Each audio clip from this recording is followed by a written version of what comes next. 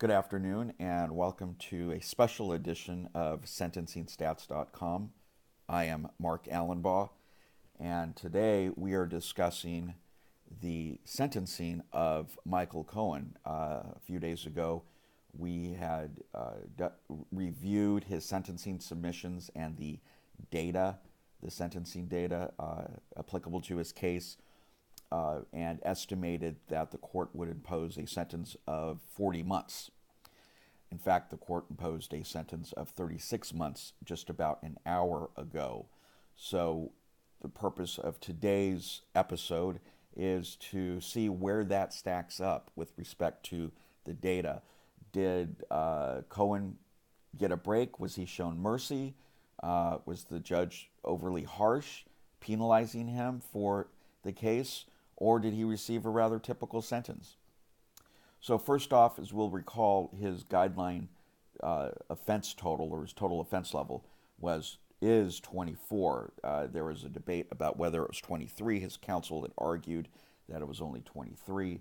My understanding is that the court decided or sided with the government's calculation and the calculation of the probation department that he in fact was at an offense level 24. So with a criminal history of 1, his advisory sentencing range was 51 to 63 months. But as we'll also recall, the prosecutor was the probation office was recommending a sentence of only 42 months in light of Cohen's age and other factors, including the need to avoid unwarranted sentencing disparity. I found that interesting because indeed, had Cohen received a guideline sentence or a sentence even at the bottom of the guideline range, it would have promoted unwarranted sentencing disparity, since as we reviewed in the statistics, less than 25% of defendants that are identically situated to Mr. Cohen receive a guideline sentence or higher. But the court or the probation office did not state exactly why it believed a 42-month sentence would promote parity. Why not 40 months or 36 months or 24 months along those lines? The probation office didn't say.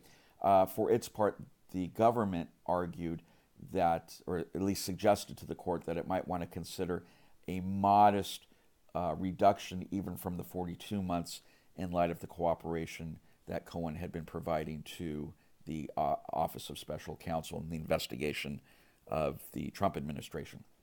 At any rate, when we reviewed the data for those that were identically situated to Mr. Cohen, which again, those individuals sentenced between 2006 and 2017 under 2B1.1 with a final offense level of 24, criminal history of 1, to have this sentencing range, we found 1,391 individuals that matched that criteria. I should also add, although it's not shown on here, there was an additional filter to filter out anybody that was subject to a mandatory minimum sentence or a mandatory consecutive sentence. Because Mr. Cohen wasn't subject to any of those, we filtered those out. So that left 1,391 individuals. And interestingly enough, the average over that entire period of time, 2006 through 2017, was 37 months. A bit more generous in the Second Circuit in the Southern District of New York, where Mr. Cohen was sentenced today. Although the 36 months is identical to the median sentence. So it appears that Mr. Cohen really did receive a typical sentence. But as we noted last time in our presentation or in our episode, looking at a single number isn't enough. One must look at the distribution. So we're going to look at that here in a second. But just quickly, still speaking about single numbers from a, if you will, from a 50,000 foot level, the median sentence for those that are identically situated to Mr. Cohen has decreased quite a bit since 2006. That was the first full year that the federal sentencing guidelines were considered merely advisory by the Supreme Court. At any rate, as of last year, the median sentence, 36 months nationwide, just in 2017, which has trended up a tiny bit from 2015. So far, so good. It looks like a very typical sentence. The judge did not cut him a break. But now let's dig down into the weeds, as it were. As for those of you who saw last episode, this box and whiskers chart represents three different sentencing scenarios, or the distribution of sentences under three different sentencing scenarios.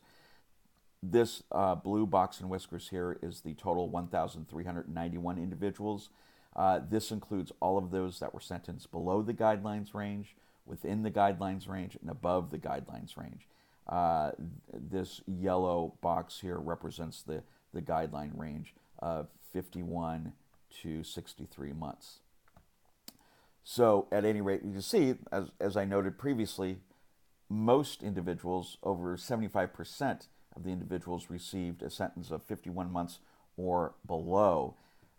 This peachish box in whiskers here in the middle, this is a subset of the blue, and it represents only those who received a downward variance, which is what the government and the probation office asked the court to do today, and which the court in fact did by imposing a sentence of only 36 months.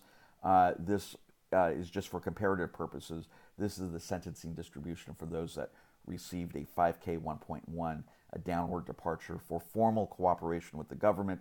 As we all know, Mr. Cohen did not formally cooperate. He only partially cooperated, and one cannot partially cooperate and expect to get a 5K. And he could have done a little bit better, but probably not much better had he cooperated in any event. But here at 36 months, as we can see, for those that are identically situated for purposes of the guidelines and received a variance, his sentence of 36 months is actually quite typical. It's well within this box of typicality. It's only moderately above the median, hence it being in the 51st percentile, meaning that it's greater than 51% of all those sentenced within this box. And there was 422 individuals that were identically situated to him.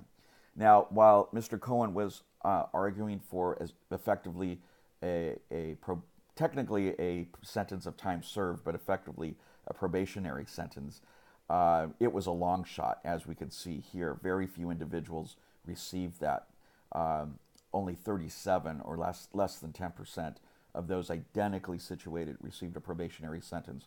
So it definitely was a long shot. But nonetheless, Mr. Cohen did receive, was neither cut a break, so to speak, nor overly penalized by the court. He received a very typical and arguably just sentence when compared to all those identically situated to him for purposes of the guidelines application. So now briefly, how much time will Mr. Cohen actually do? Since 1986, there has been no parole at the federal level, even though there still remains parole at the states. At the many state levels, parole essentially is where one receives a sentence, say, of 10 years, and then while they're serving, a parole board episodically will review their conduct in prison and sometimes release them early. That's commonly called indeterminate sentencing. So once one receives a sentence of 10 years, you most likely won't do 10 years, but it's not, no one knows really how long you're going to do. It's all depending on your behavior and the parole board's mood. Congress did away with that at the federal level in 1986. However, what still does remain is what's called Goodtime Credit. It's approximately 15%, really more like 14.8% of your time off. You can earn if you behave well in prison. Over 90% of federal defendants receive their full good time credit. This is a table put together by a public defender's office, a federal public defender's office out there, and what they estimate a sentence of 36 months would receive 141 days of good time credit, and so would only actually serve 2 years, 7 months, and 11 days. However, there's also an additional 6 months that the BOP in its discretion can give Mr. Cohen, and they generally do, partially to alleviate prison overcrowding, where as part of the process of reentry back into society, they will release inmates early, either to home detention or to a halfway house, most likely in Mr. Cohen's case, who knows at the time, but assuming it's the more punitive, he'll at least get a halfway house and out. He'll be out of prison 6 months early. So taking this all together, these calculations is good conduct credit, which would be approximately 4 months and 19 days, plus 6 months early release to a halfway house.